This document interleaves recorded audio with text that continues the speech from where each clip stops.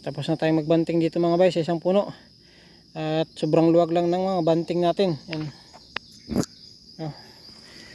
Para kahit ma-harvest natin yung durian natin mga bay at hindi natin tanggalin, okay lang. Hindi siya higpit sa sanga ng ating durian. Ihigpit lang to kapag lalaki na yung bunga ng ating durian mga bay. Kasi bibigat na to siya. Kaya kusa na tong hihigpit. Tapos pag walang bunga, luluwag na naman siya mga bay. Ganun yung pagbabanting natin. At yun lang muna mga bay. Meron pa tayong ibang babantingan dun sa ibang puno. Kasi may mga ilan din na bunga dun banda. Kaya hanggang dito na lang muna tong ating video mga bay. At ganito lang tayo magbanting mga bay, no?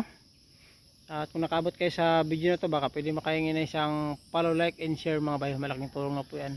At yun na, maraming salamat sa panonood. Ingat po tayo palagi.